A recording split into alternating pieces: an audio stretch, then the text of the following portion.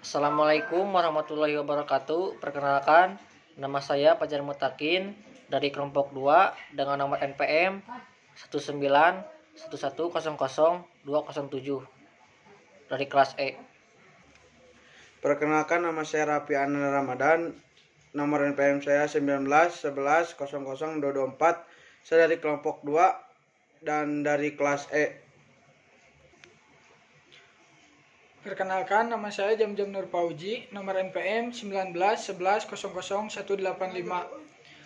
kelas 3E, dari kelompok 2. Assalamualaikum warahmatullahi wabarakatuh. Nama saya Rizky Nur Awaludin, NPM 1911000186, kelas 3E dari kelompok 2.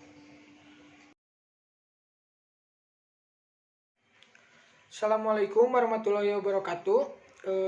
Di sini saya dari kelompok 2 akan menjelaskan mengenai materi konflik dan negosiasi. Baik, untuk materi konflik, saya sendiri yang akan membacakannya.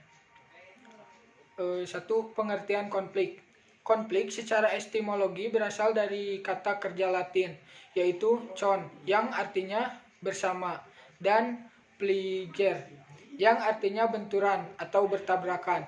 Secara umum, konflik merupakan suatu peristiwa atau fenomena sosial di mana terjadi pertentangan atau pertikaian baik antar individu dengan individu, individu dengan kelompok, kelompok dengan kelompok, maupun kelompok dengan pemerintah.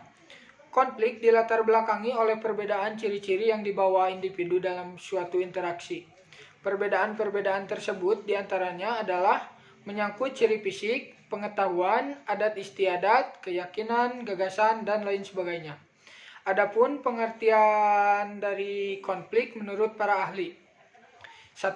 Menurut Max Weber tahun 1968.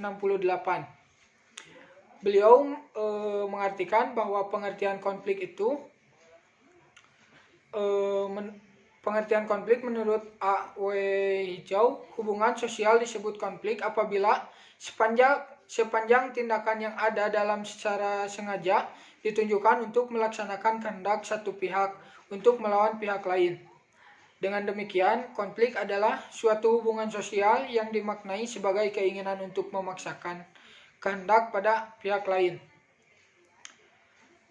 2. A.W. Hijau tahun 1956. Pengertian konflik menurut A.W. Hijau adalah upaya yang disengaja untuk melawan atau memaksa kehendak lain atau orang lain. Sebagai sebuah proses, konflik adalah kebaikan dari kerjasama di mana usaha sengaja dilakukan untuk menggagalkan kehendak orang lain.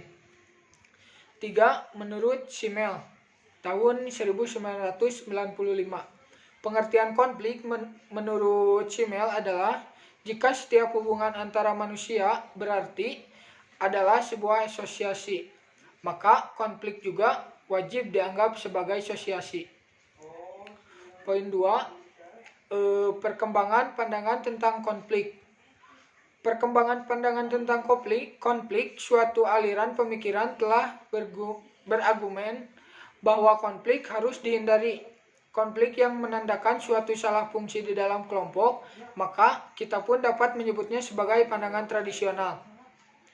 Satu aliran pemikiran yang lain, pandangan hubungan manusia, mengemukakan bahwa konflik adalah hasil yang wajar dan tidak terelakkan dalam setiap kelompok dan itu tidak perlu dianggap buruk.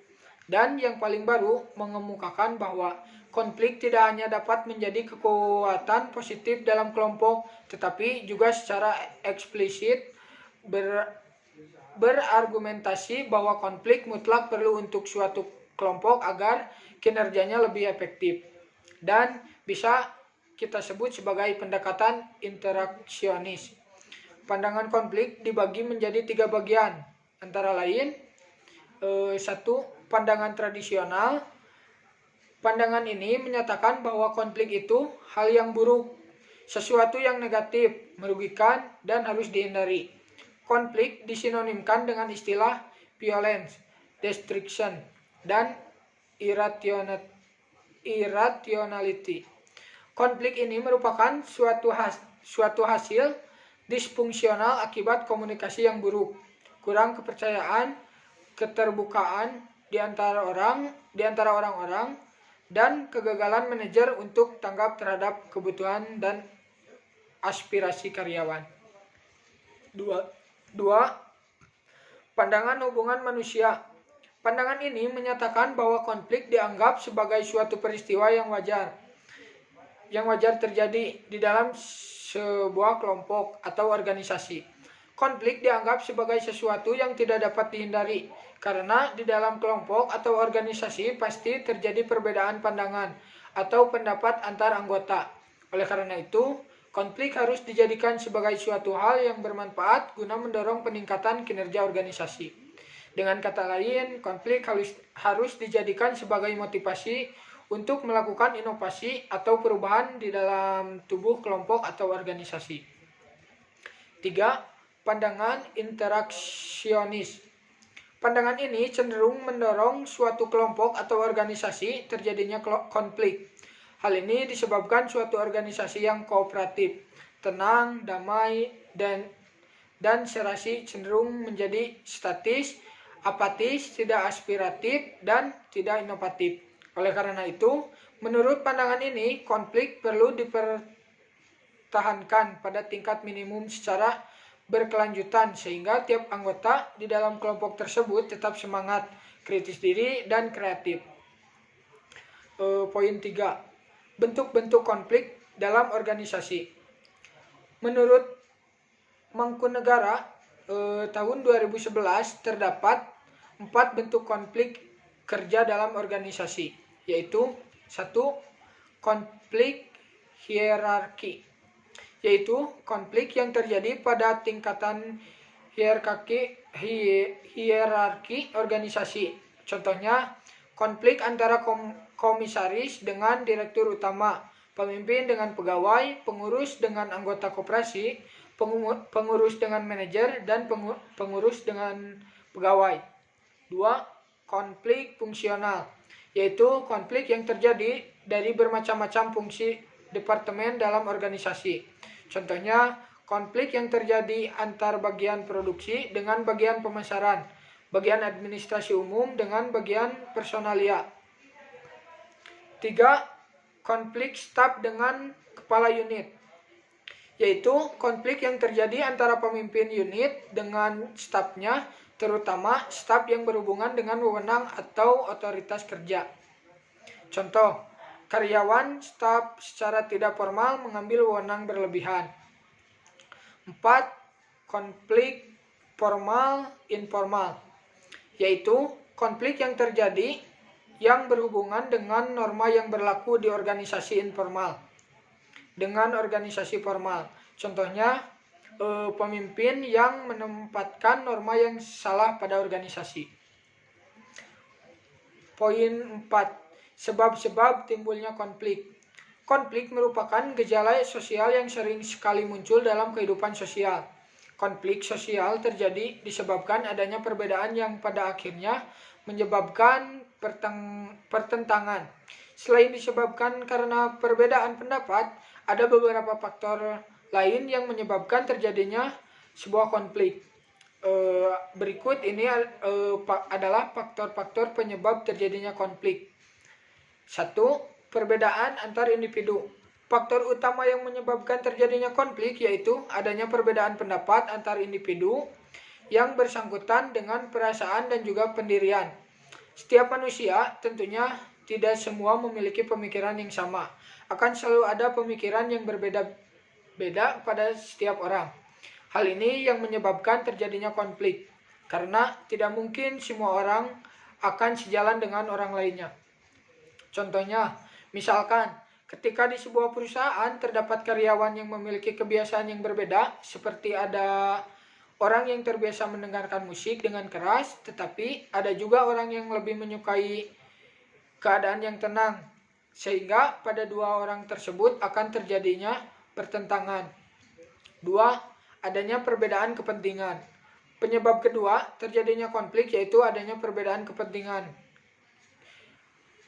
Tentunya tidak akan bisa hidup sendiri. Kita akan selalu membutuhkan bantuan orang lain termasuk dalam memenuhi kebutuhan kita. Maksud dari adanya perbedaan kepentingan yaitu setiap individu tentunya akan selalu mempunyai kepentingan yang berbeda dengan individu lainnya. Kepentingan tersebut bergantung dengan kebutuhan setiap individu masing-masing dalam bidang ekonomi, sosial, politik, maupun budaya. Contohnya, perbedaan kepentingan yaitu konflik yang terjadi karena adanya pemilihan umum ataupun pemilihan kepala daerah. 3. Adanya perbedaan latar belakang kebudayaan.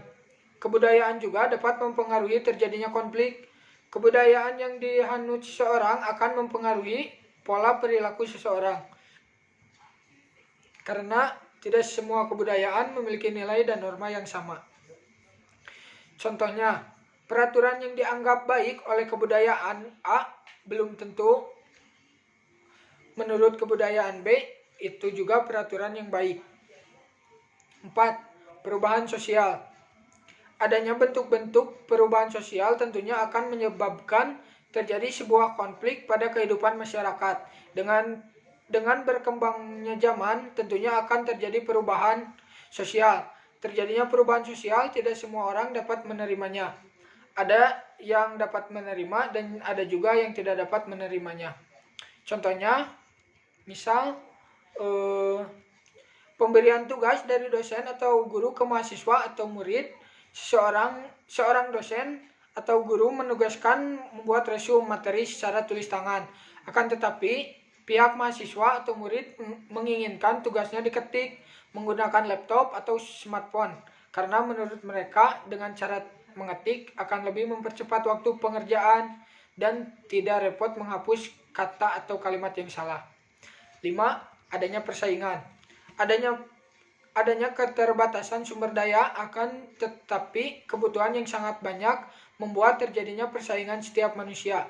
Adanya persaingan tersebut dapat menyebabkan terjadinya konflik, akan tetapi kebutuhan setiap individu berbeda-beda, sehingga akan terjadi perbedaan kepentingan untuk memenuhi kebutuhan. Contohnya, pemilihan Miss Universe Indonesia tentunya akan mengirimkan wakil dari Indonesia untuk mengikuti ajang Ratu Sejagat tersebut, namun akan terjadi perbedaan kepentingan. 6. Adanya perbedaan tujuan. Tentunya setiap individu maupun kelompok akan mempunyai tujuan yang berbeda. Tujuan tersebut akan dipengaruhi berdasarkan kepentingan perbedaan tujuan tersebut menjadi penyebab terjadinya masalah konflik. Jadi, setiap kebudayaan tentunya memiliki nilai dan norma yang berbeda, sehingga setiap individu harus saling menghargai dan menghormati agar tidak terjadi konflik. Contoh, misalnya, dalam suatu pekerjaan kelompok yang dilakukan pastinya oleh 2 orang atau lebih. Si A lebih mementingkan tujuannya yang telah ditetapkan seluruh anggota kelompoknya. Akan tetapi, si B hanya mementingkan tujuan menurut pribadinya saja. Poin 5. Ciri-ciri terjadinya konflik. Menurut Nawawi tahun 2010, adanya konflik kerja dalam suatu perusahaan atau organisasi ditandai dengan adanya ciri-ciri sebagai berikut. 1. Terdapat perbedaan pendapat atau pertentangan antara individu dengan kelompok. Contohnya, adanya perbedaan pendapat mengenai pembagian shift kerja antara anggota atau karyawan. 2. Terdapat perselisihan dalam mencapai tujuan yang disebabkan adanya perbedaan persepsi dalam menafsirkan program organisasi. Contohnya, misal, dalam melakukan sebuah pekerjaan pastinya akan timbul perbedaan pendapat di antara anggota yang ada. Dan hal itu bisa menjadi salah satu cara dalam menyatukan keadaan satu persepsi yang sama. 3. Terdapat pertentangan norma dan nilai-nilai individu maupun kelompok. Contoh, adanya konflik antara 2 orang karena perbedaan budaya atau aturan di suku mereka masing-masing. 4. Adanya sikap dan perilaku saling meniadakan, menghalangi pihak lain untuk memperoleh kemenangan dalam memperebutkan sumber daya organisasi yang terbatas.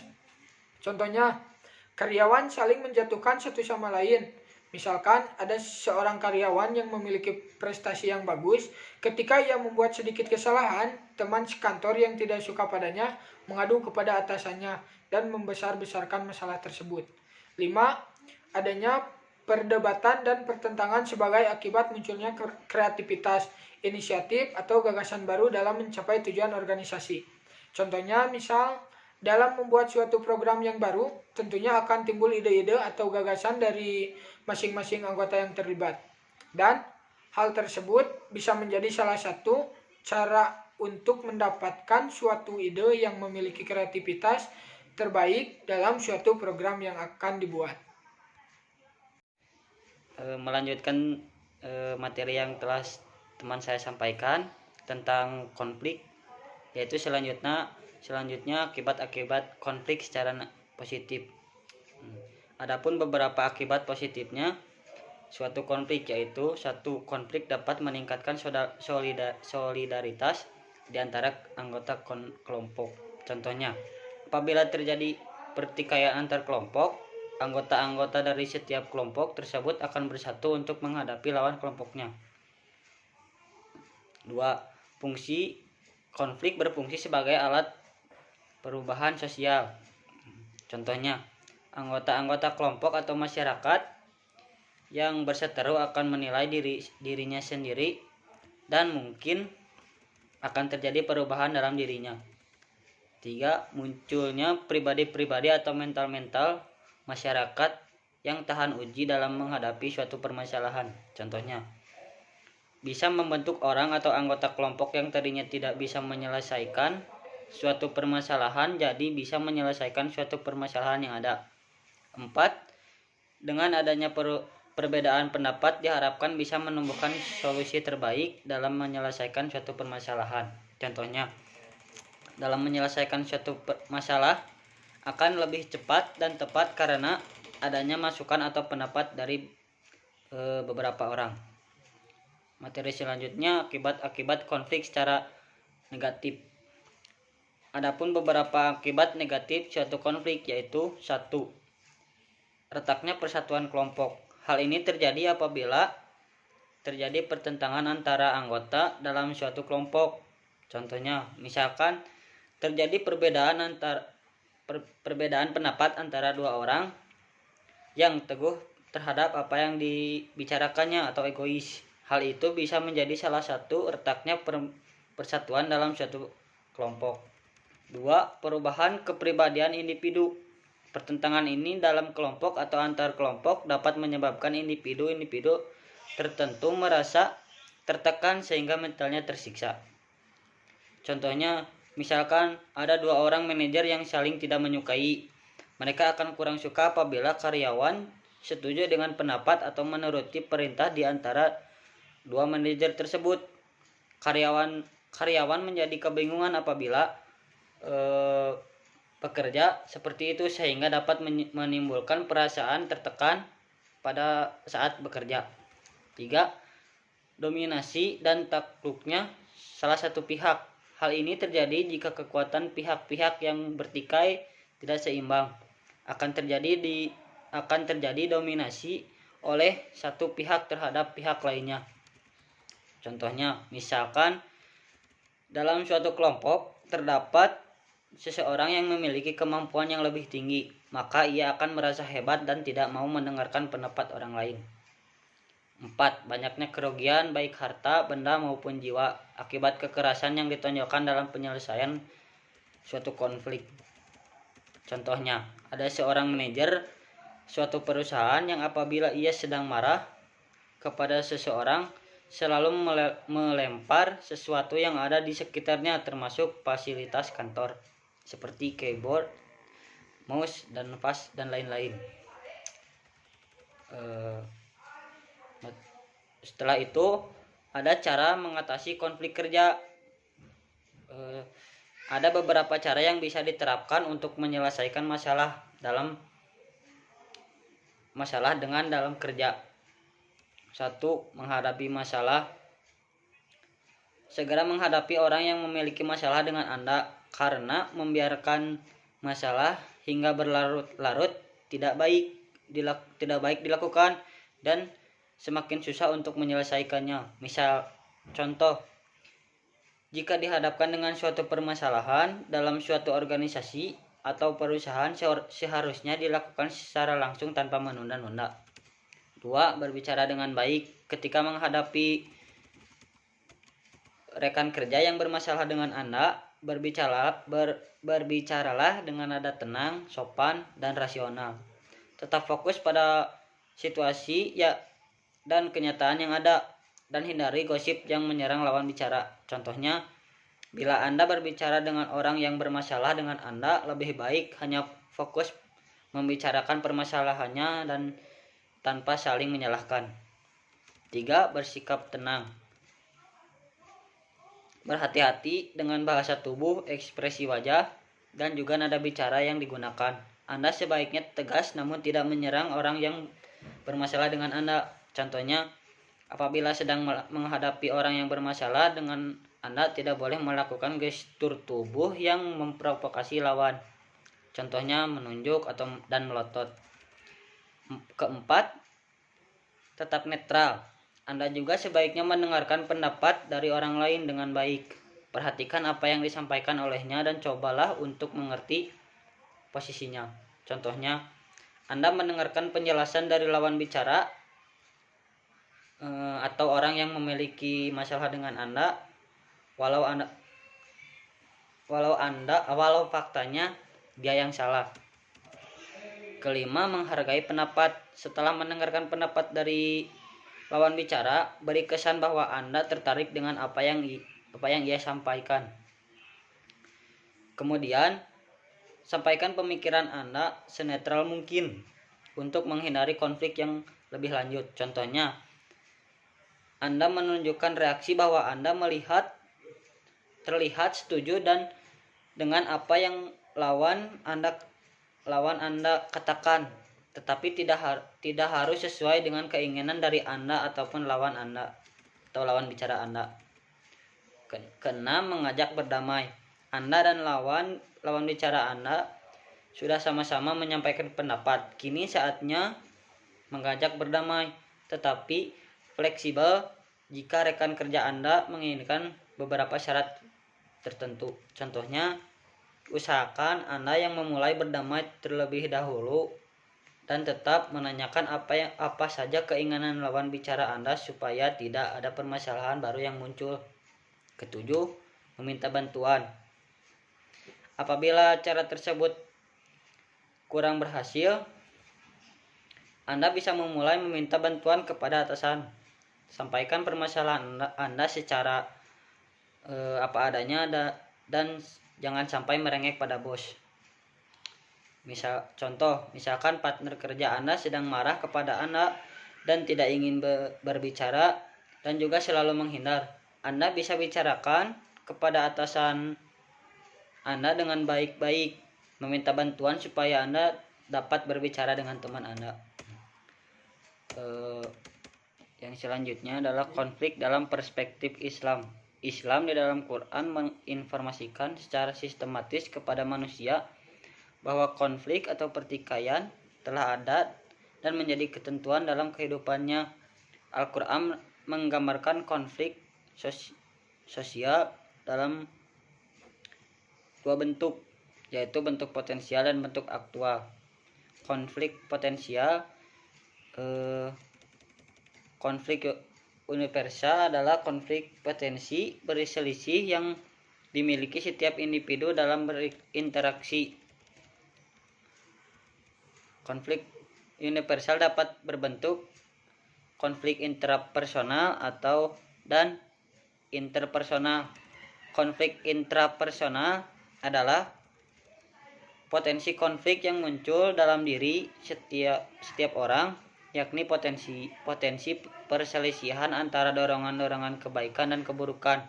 Dorongan untuk melawan atau menyatakan permusuhan terhadap kebaikan ditunjukkan dengan adanya dorongan berbuat kejahatan dan keburukan. Sebaliknya, adanya kesadaran melawan dorongan kejahatan ditunjukkan dengan kuatnya dorongan berbuat kebaikan. Contohnya, ketika kita menghadapi pilihan untuk melakukan atau menolak mengerjakan sesuatu. Dalam kondisi seperti ini kita dapat saja menyalahkan dan membenci, bahkan menyakiti dan membunuh diri sendiri.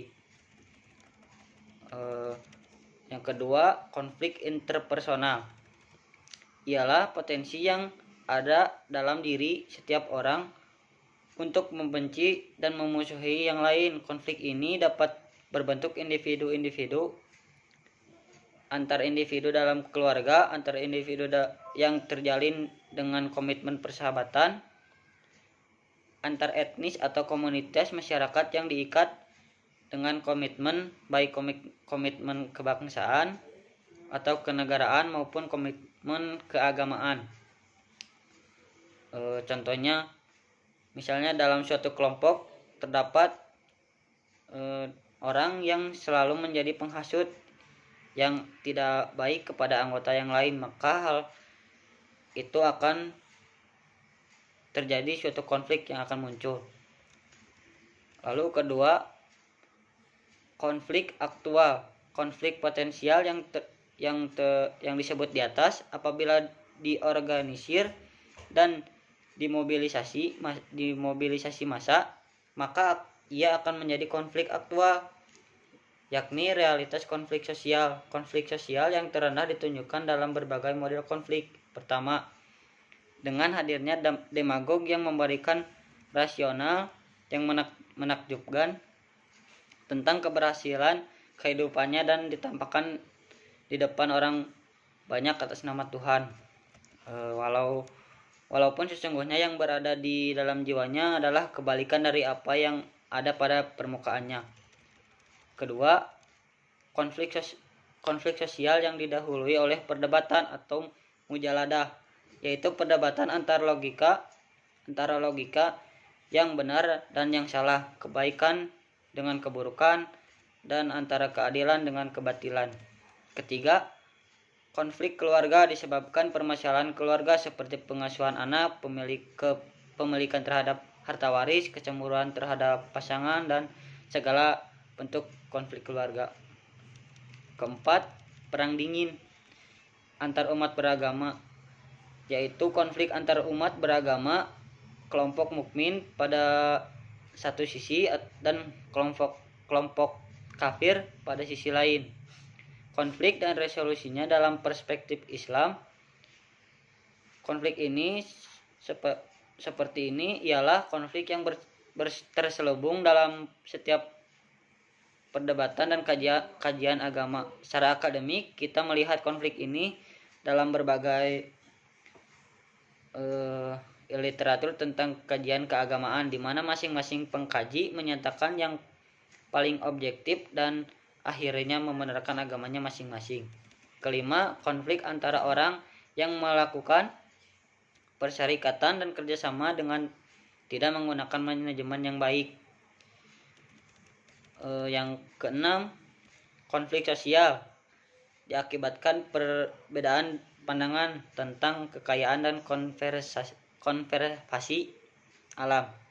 Perbedaan pandangan ini berakibat pada upaya untuk mempertahankan pandangan yang karena ketidaktahuannya mengakibatkan pada kesalahan, namun dengan kesombongannya kemudian berwujud dalam bentuk makar. Ketujuh, bentuk konflik sosial diakibatkan terjadinya pencurian, korupsi, manipulasi, pengurangan timbangan atau ukuran dan beberapa untuk pengambilan hak orang lain dengan tidak sah. Oke, kita masuk ke materi yang kedua, yaitu tentang negosiasi. Adapun pengertian dari negosiasi adalah sebuah bentuk interaksi sosial saat pihak-pihak yang terlibat berusaha untuk saling menyelesaikan tujuan yang berbeda dan bertentangan. Menurut Kamus Oxford, negosiasi adalah suatu cara untuk mencapai suatu kesepakatan melalui diskusi formal. Adapun pengertian menurut para ahli, diantaranya menurut Oliver, pengertian negosiasi adalah suatu transaksi antara dua pihak dan masing-masing mempunyai hak atas hasil akhir. Yang kedua, menurut Alan Fowler. Negosiasi adalah proses interaksi antara dua pihak atau lebih yang mempunyai sasaran awal berbeda, berusaha untuk menang dengan argumen dan persuasinya.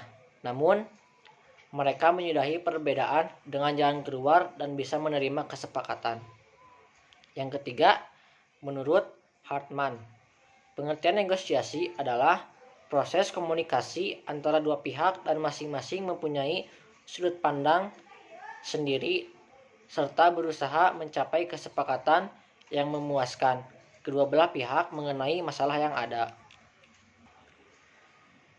Adapun proses atau tahapan negosiasi. Ada 4 proses dan tahap dalam negosiasi. Yang pertama, pihak yang memiliki program atau pihak pertama menyampaikan maksud dengan kalimat santun, jelas, dan terinci. Yang kedua, pihak mitra berbicara menyanggah mitra bicara dengan santun dan tetap menghargai maksud pihak pertama. Yang ketiga, pemilik program mengemukakan argumentasi dengan kalimat santun dan meyakinkan mitra bicara disertai dengan alasan yang logis.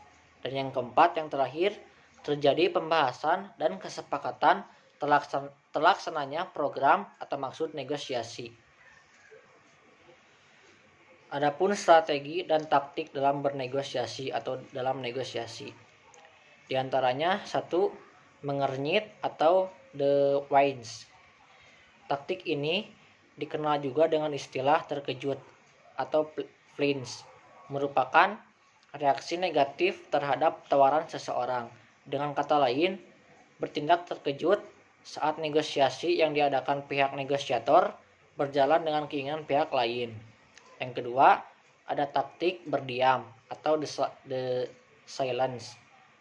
Jika Anda tidak menyukai apa yang dikatakan seseorang, atau Anda baru saja membuat tawaran dan Anda sedang menunggu jawaban, diam bisa menjadi pilihan terbaik Anda. Yang ketiga, ada strategi atau taktik ikan hiring merah atau red herring. Istilah ini diambil dari kompetisi tua di Inggris, yaitu berburu rubah atau foxing competition. Dalam kompetisi ini, tim lawan akan menyeret dan membaui jejak rubah ke arah lain dengan ikan, sehingga anjing lawan akan terkecoh dan kehilangan jejak. Yang keempat, ada strategi kelakuan menghina, yaitu segala bentuk-bentuk perilaku biasanya dianggap kurang bermoral dan tidak dapat diterima oleh lingkungan dengan tujuan memaksa pihak lain untuk setuju. Yang kelima, ada strategi yang tertulis, adalah persyaratan ditulis dalam perjanjian yang tidak dapat diganggu-gugat. Perjanjian sewa, guna usaha atau leasing, atau harga di atas pahatan batu dan sekarang di kertas. Yang keenam, yaitu pertukaran. Taktik ini digunakan untuk tawar-menawar. Pertukaran hanya menawarkan konsesi sampai semua pihak setuju dengan syarat-syarat. Sebenarnya taktik ini dipakai untuk berkompromi. Yang ketujuh, ada taktik ultimatum. Penggunaan ultimatum kadang-kadang efektif sebagai taktik pembuka dalam negosiasi. Namun, suatu saat dalam sebuah negosiasi yang panjang, saat Anda merasa Anda perlu menggunakan taktik ini. Yang ke-8 yaitu berjalan keluar. Pada beberapa situasi, berjalan keluar dapat digunakan sebagai strategi untuk memberikan tekanan pada pihak lain. Dan yang ke-9, kemampuan untuk mengatakan tidak. Sebuah taktik memegang peran sangat penting dalam segala macam strategi negosiasi, dan cara menyampaikannya secara cepat atau tepat. Pertama dan paling dasar untuk mempelajari taktik ini adalah bahwa apapun bila mengatakan tidak secara langsung diterjemahkan oleh pihak lain sebagai ya. Saya di sini akan melanjutkan materi tentang negosiasi. yaitu faktor yang mempengaruhi efektivitas negosiasi. Merupakan proses pertukaran atau apapun yang membutuhkan persetujuan dalam satuan, bisa uang, bisa waktu, bisa sebuah kondisi, dan lain sebagainya. Negosiasi bisanya terjadi ketika kita memiliki sumber daya yang terbatas, seperti waktu, uang, dan sebagainya. Hasil negosiasi dapat dipengaruhi oleh sejumlah perbedaan individu yang terlibat dalam proses negosiasi. Di antaranya, yang pertama, sikap pribadi. Sikap pribadi dianggap paling mempengaruhi hasil dari sebuah negosiasi, di mana ada kecenderungan bahwa orang yang mudah untuk setuju seringkali merupakan sasaran empuk dalam proses negosiasi. Padahal, hasil penelitian cenderung menunjukkan bahwa hubungan antara sikap pribadi dengan hasil negosiasi sangatlah lemah. Hal ini tergantung pada situasi dan pada kenyataannya. Kemampuan seorang untuk menjadi navigator termasuk diantaranya dalam meningkatkan kapasitas sikap pribadi beserta kemampuan manajemen mood dan emosi dapatlah dilatih dan terus ditingkatkan. Nomor 2, mood dan emosi. Mood dan emosi dapat mempengaruhi proses dan hasil negosiasi tergantung pada konteks situasi yang dihadapi. Seseorang negosiator yang pemarah pada umumnya dianggap mempercepat konsensus karena pihak lainnya percaya bahwa konsensus lainnya ke depannya tidak bisa dicapai. Hal yang paling terpenting Anda dapatkan menunjukkan amarah Anda dalam sebuah proses negosiasi adalah hanya jika ketika Anda memiliki kekuatan atau power yang setara dengan lawan negosiasi Anda. Jika kekuasaan Anda kurang dari lawan Anda, maka kemarahan Anda hanya akan membuat Anda dianggap sebagai negosiator yang sulit. Yang ketiga, budaya. Masing-masing negara memiliki budaya yang berbeda-beda dalam melakukan negosiasi. Dalam hal ini, kita harus memperhatikan aspek budaya. Yang perlu diperhatikan dalam melakukan negosiasi antar budaya adalah senantiasa mendepankan prinsip keterbukaan dan memperhatikan dinamika aspek emosi dalam negosiasi antar budaya. Yang keempat, gender. Gender seringkali diasosiasikan memberikan pengaruh terhadap hasil negosiasi, di mana ada persepsi dan stereotyping dari jenis kelamin dan negosiasi. Pria dianggap lebih memperhatikan status, kekuasaan, dan pengakuan, sementara wanita lebih memperhatikan atau mengedepankan belas kasihan dan altruisme, yakni kebijakan atau memperhatikan orang lain tanpa memperhatikan diri sendiri. Hal ini diasumsikan dapat mempengaruhi hasil negosiasi dengan pertimbangan bahwa pria lebih mementingkan ekonomik dari sebuah proses negosiasi. Sementara wanita lebih diasumsikan mementingkan relationship atau personal dari sebuah proses negosiasi. Atau dengan kata lain, jika menggunakan pendekatan atau strategi negosiasi, pria lebih cenderung menggunakan strategi distributif dan wanita cenderung menggunakan strategi integratif. Materi selanjutnya, peran dasar pihak ketiga dalam negosiasi. Terdapat 3 peran dasar dari pihak ketiga: mediator, arbitrator, dan konsiliator. Nomor 1, mediator.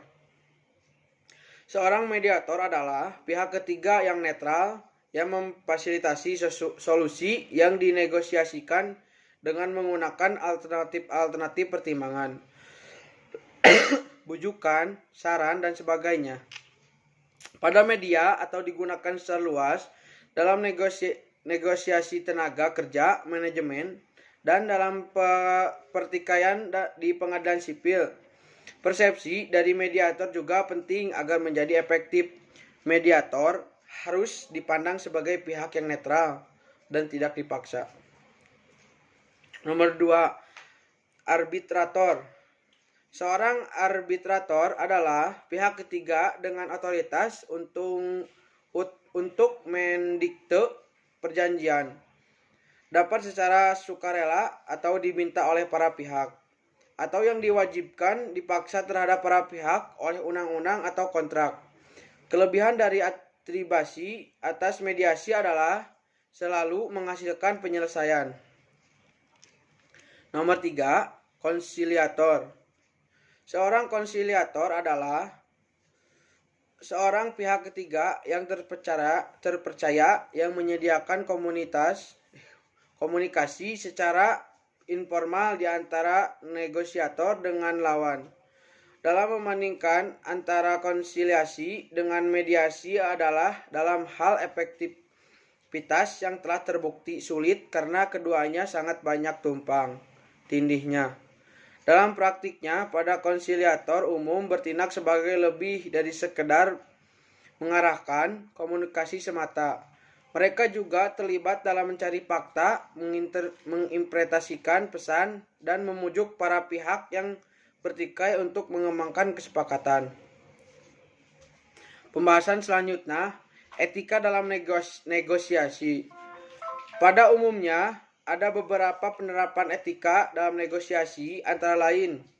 Nomor 1,